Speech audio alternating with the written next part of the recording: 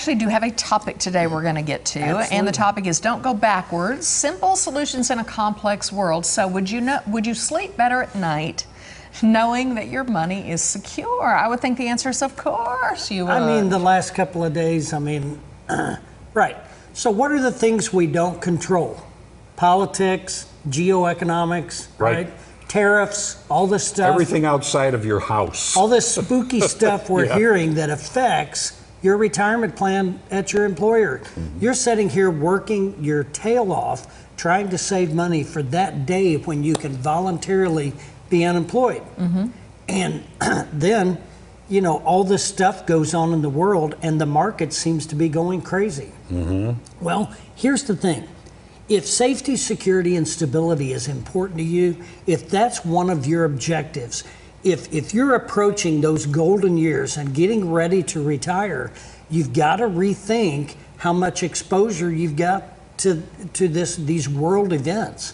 And if you mitigate that by pulling back a little bit, I don't usually say that you pull back all. You revisit it at least once a year, and you revisit those allocations so that you can put it in perspective and you can position correctly approaching those retirement dates. Well, it's difficult because so many things that, you know, years ago were a sure bet, that doesn't hold in today's geopolitical world and all the different things. I mean, oil, yeah, that's a sure thing. Not anymore. Grain, different things. I mean, commodities are even going.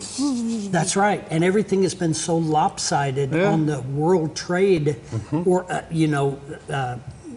format for years that we're simply trying to maybe make everything a little bit better fair trade, but that's not being received very well. So what's happening is the markets are very uncertain as to what effect this is going to have. So we're seeing a lot of fluctuations.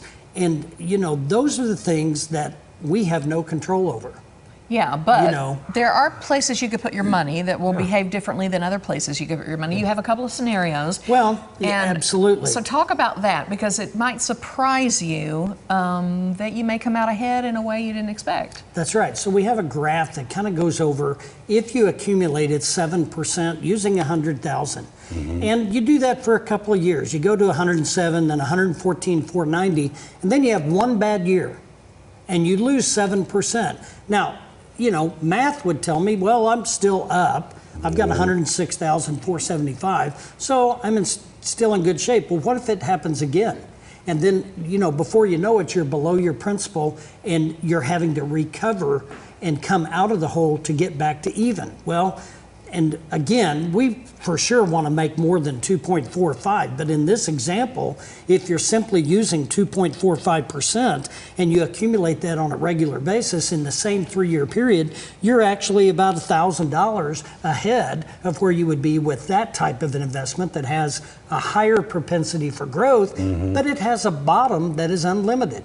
So, you know, you can take a more conservative approach, and I've told people in the past, sometimes you can pull back more conservative and accumulate more money than taking your best shot, trying to hit a home run, and then you strike out. Yeah, and you might want to do a little both. Talk to the That's exactly right.